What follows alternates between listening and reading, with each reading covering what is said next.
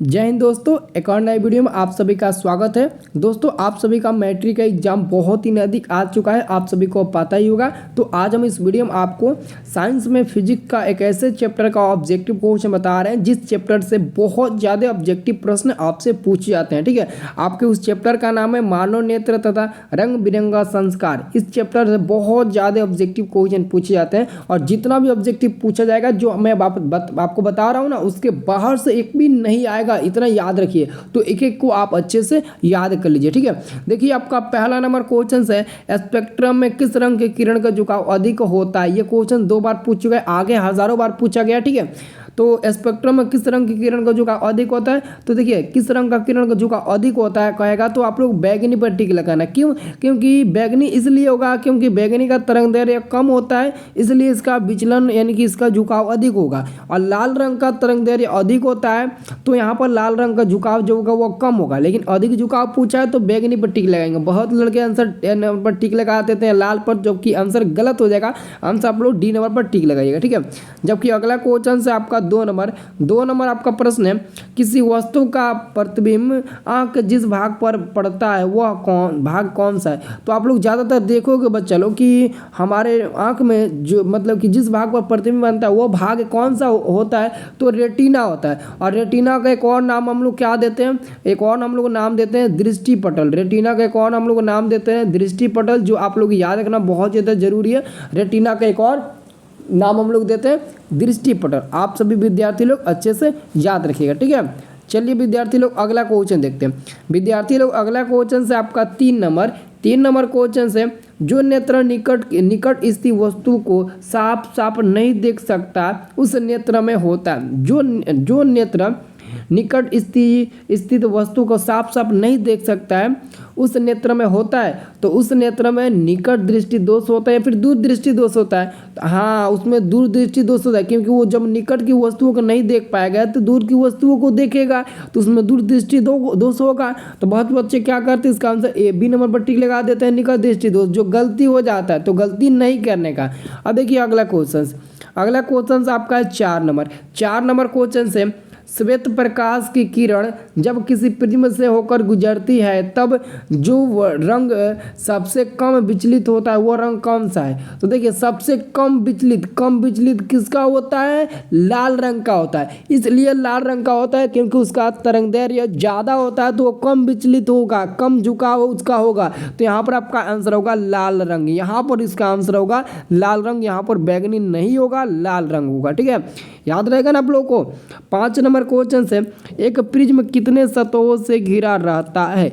एक प्रिज्म कितने सतहों से घिरा रहता है, तो बच्चा लोग एक प्रिज्म मुख्य रूप से 5 सतहों से घिरा रहता है। आंसर आपका डी नंबर होगा। एक प्रिज्म मुख्य रूप से 5 सतहों से घिरा रहता है। आंसर आपका डी नंबर सही होगा। ठीक है, चलिए अगला आपका क्वेश्चन है 6 नंबर आपका क्वेश्चन है, नेत्र लेंस की फोकस दूरी कम हो जाने पर कौन सा दृष्टि दोष उत्पन्न होता है।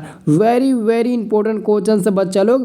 क्वेश्चन क्या कर रहा है अच्छे से पहले समझो। क्वेश्चन कह रहा है ना कि नेत्र लेंस की फोकस दूरी कम हो जाने पर कौन सा दृष्टि दोष होता है, तो निकट दृष्टि दोष होता है। उसमें क्या होता है, तो उसमें निकट दृष्टि दोष होता है। इसका आंसर होगा बी नंबर। ठीक है, इसका आंसर होगा बी नंबर। अब देखिए अगला क्वेश्चन से 7 नंबर क्वेश्चन कह रहा है कि नेत्र द्वारा किसी वस्तु का प्रतिबिंब कैसे बनता है। यानी कि हमारे नेत्र में जो प्रतिबिंब बनता है रेटिना उसमें उस पर कैसा प्रतिबिंब बनता है, तो वास्तविक, उल्टा और छोटा। वास्तविक बनता है, उल्टा वास्तविक बनेगा तो वो पक्का उल्टा बनेगा और साथ में वो छोटा भी बनेगा। 7 का आंसर होगा आपका सी नंबर, याद रखिएगा ना। चलिए अब इसी बात पे एक और क्वेश्चन आपका आ गया जो मैं आपको सब्जेक्टिव में क्वेश्चन बताया था। क्वेश्चन का रहा है 8 नंबर, मानव नेत्र अभिनेत्र लेंस की फोकस दूरी समायोजित कर विभिन्न दूरियों पर रखी वस्तुओं को फोकसित कर सकता है। ऐसा हो पाना कारण है, तो नेत्र लेंस की समंजन क्षमता, जो हम आपको बता चुके हैं।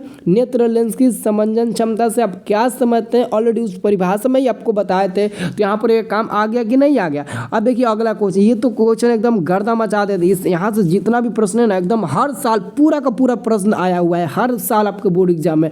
क्वेश्चन से 9 नंबर कि स्वास्थ्य नेत्र का दूरबिंदु होता है, स्वास्थ्य नेत्र का दूरबिंदु अनंत होता है, यानी कि आंसर क्या होगा अनंत। यहाँ पर डी नंबर में दिया गया, डी नंबर में होगा अनंत होता है। सभी विद्यार्थी याद रखना, एक बात याद रखो बच्चे लोग, जो लोग चैनल पर पहली बार आए हैं जाकर हमारे व्हाट्सएप ग्रुप ज्वाइन कर लीजिए, जिसका लिंक आपको डिस्क्रिप्शन बॉक्स में मिल जाएगा। जल्दी से जाइए व्हाट्सएप ग्रुप ज्वाइन करिए तो आप सभी लोग फटाफट, ठीक है।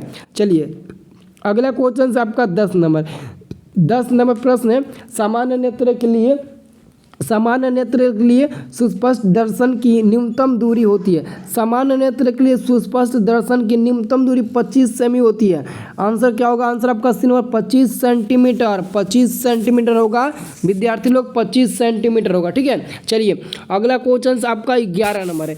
11 नंबर क्वेश्चन है कि मानव नेत्र जिस भाग पर किसी वस्तु का प्रतिबिंब बनाते हैं वह है, तो आपको लोग क्या आंसर दीजिएगा। मानव नेत्र जिस भाग पर किसी वस्तु का प्रतिबिंब बनाते हैं वह भाग है, तो वह भाग कौन सा होता है। रेटिना, तो रेटिना तो दिया नहीं है। हाँ आप समझदारी का काम किए, क्योंकि दृष्टिपटल लगा, रेटिना का दूसरा नाम दृष्टिपटल होता है। ऑलरेडी मैं आपको बता चुका हूँ कि आप लोग याद रखना, ठीक है। चलिए अगला क्वेश्चन आपका है 12 नंबर प्रश्न का है कि निकट दृष्टि दोष दूर करने के लिए किस लेंस का व्यवहार होता है। निकट दृष्टि दोष को दूर करने के लिए किस लेंस का व्यवहार होता है, तो निकट दृष्टि दोष को दूर करने के लिए अवतल लेंस का व्यवहार किया जाता है। अवतल लेंस, बी नंबर होगा अवतल लेंस, क्या होगा अवतल लेंस, बी नंबर वाला सही उत्तर होगा, ठीक है। 13 नंबर क्वेश्चन से कि मानव नेत्र में किस प्रकार का लेंस पाया जाता है, तो हमारे अंदर यानी कि मानव नेत्र में हमेशा उत्तल लेंस पाया जाता है, हमेशा उत्तल लेंस पाया जाता है। 13 का आंसर होगा ए नंबर, याद रखना हमेशा उत्तल लेंस पाया जाता है, हमेशा क्या पाया जाता है उत्तल लेंस पाया जाता है, इसको अच्छे से याद रखना, ठीक है। अब एक और क्वेश्चन इस पर का आता है 14 नंबर, सरल सूक्ष्मदर्शी में किसका उपयोग होता है।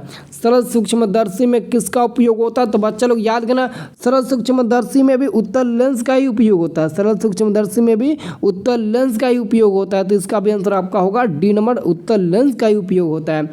15 नंबर क्वेश्चन से स्पेक्ट्रम प्राप्त करने के लिए किसका उपयोग होता है।